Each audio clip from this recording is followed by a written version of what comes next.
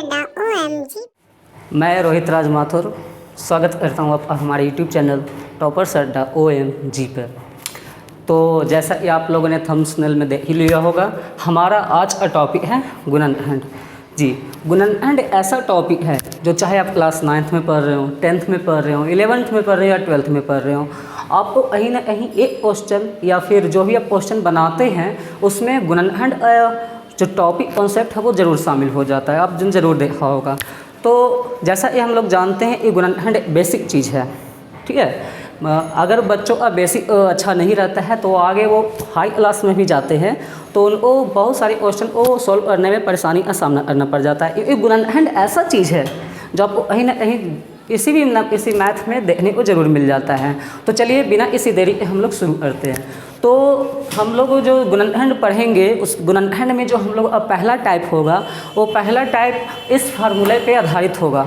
यह फार्मूला आप लोगों ने बहुत ही अच्छा से सुन रखा होगा, है ना। बहुत ही बेसिक फार्मूला, आप कहीं भी जाते होंगे तो ये फार्मूला आपको सुनने के लिए ज़रूर कोई ना कोई आपसे ज़रूर पूछ देता होगा, ये बताइए a+b² क्या होता है। तो आप लोगों को बहुत ही पहले से अच्छा से याद होगा, a+b² = a² + 2ab + b², a - b² = a² - 2ab + b²।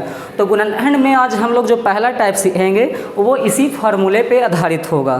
तो चलिए शुरू करते हैं, देखते हैं ये क्वेश्चन इस तरह से इस पर पूछे जाते हैं। तो सबसे पहला क्वेश्चन जो मैं बोर्ड पे लिखने जा रहा हूँ वो है 25a² - 60a + 36। तो जैसा कि आप देख सकते हैं ये जो मैंने क्वेश्चन दिया है ये गुणनखंड क्वेश्चन है और हम लोगों को इसका गुणनखंड करना है। तो सबसे पहले हम लोग जानेंगे ऐसे ये गुणनखंड जो है इसी फार्मूला से बनेगा।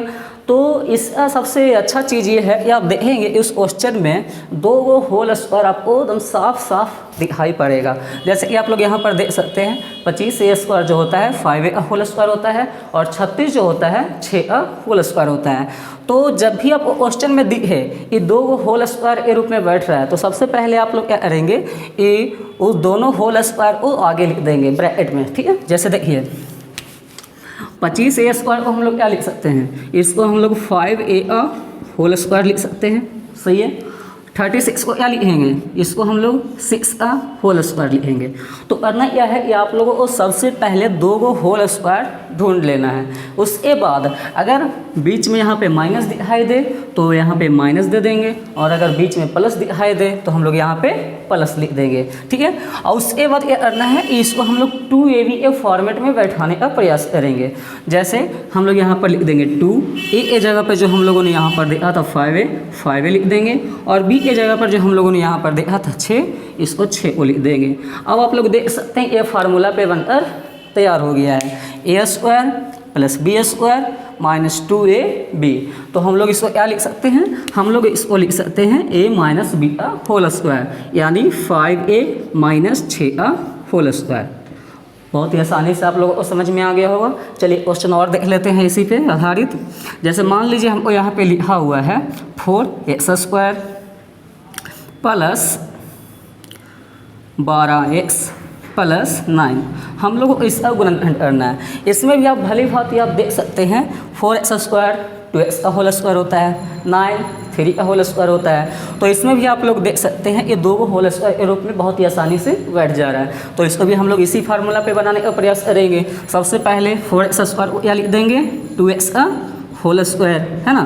फिर 9 को क्या लिख देंगे 3a², फिर 12x को क्या लिख देंगे। अब जो यहाँ पे बीच में प्लस है ना, तो हम लोग क्या बताए थे, ये बीच में अगर प्लस रहेगा तो यहाँ पे प्लस देना है। उसके बाद 2ab तो 2 × a के जगह पे क्या है 2x, b के जगह पे क्या है 3। तो देख सकते हैं इतना आसानी से आप इसको a + b² के रूप में लिख सकते हैं। तो लिख दीजिए 2x + 3a²।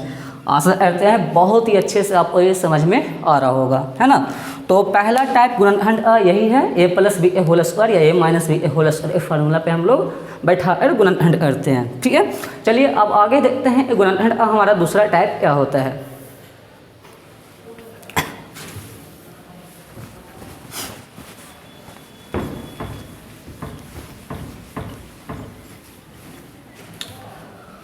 तो बच्चों अब आगे हम लोग देखते हैं गुणनखंड का दूसरा टाइप।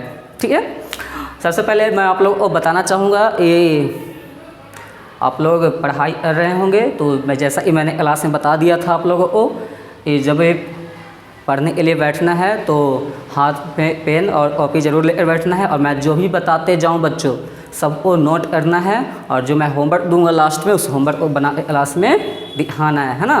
चलिए ठीक है, आइए आगे देखते हैं। तो गुणनखंड का दूसरा टाइप हम लोग को देखते हैं जो इस फार्मूला पे आधारित है, ए स्क्वायर माइनस बी स्क्वायर के फार्मूला पे आधारित है। ठीक है, ए स्क्वायर माइनस बी स्क्वायर ये भी बहुत ही फेमस फार्मूला है और ये बहुत ही यूज में आता है। अगर आप मैथ पढ़ते होंगे अच्छा से तो आप लोग ये बहुत ही अच्छे से पता होगा ये फार्मूला कितना यूजफुल है ना। तो ए स्क्वायर माइनस बी स्क्वायर को हम लोग लिखते हैं ए प्लस बी इंटू ए प्लस ए माइनस बी के रूप में। ए स्क्वायर माइनस बी स्क्वायर को हम लोग लिखते हैं ए प्लस बी इंटू ए माइनस बी के रूप में। ठीक है, तो देखते हैं इस पे आधारित फार्मूला हम लोगों को ऐसे यूज करना है, ऐसे गुणनखंड में इसको यूज करना है।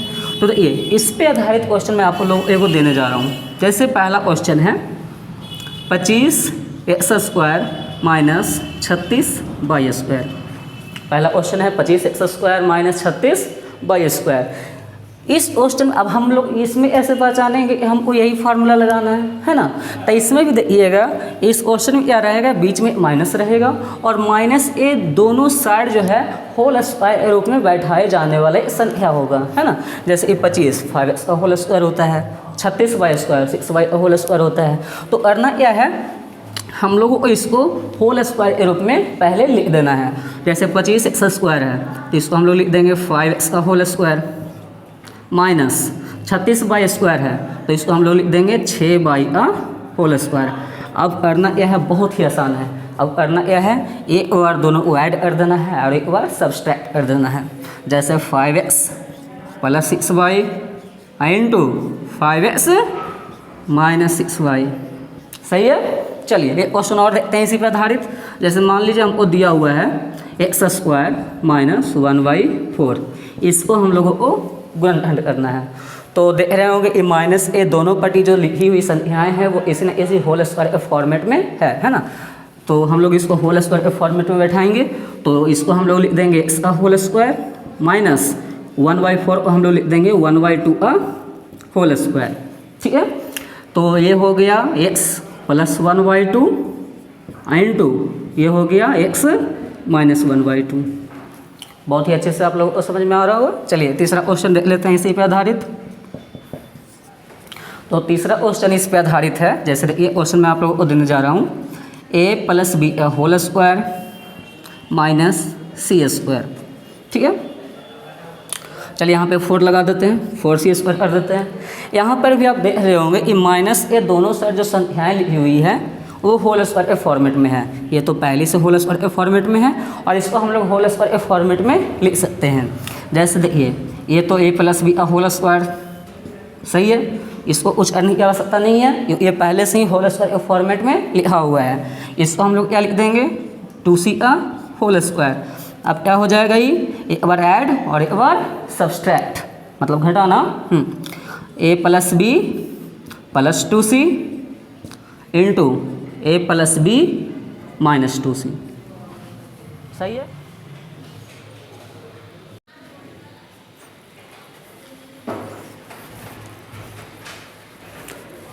तो बच्चों मैं आशा करता हूँ कि मैंने आज जो भी बताया आप लोग को बहुत ही अच्छे से समझ में आया है। फिर भी अगर कोई डाउट रहे तो बताना ना भूलें। आप लोग अब फीडबैक बहुत ही ज़रूरी है ना। इस तरह से मैंने बताया और क्या मैं इम्प्रूवमेंट कर सकता हूँ इस पर आप लोग ज़रूर बताएं मुझे। मैं आप लोगों के विचार का स्वागत करता हूँ। तो धन्यवाद। जय हिंद, जय भारत।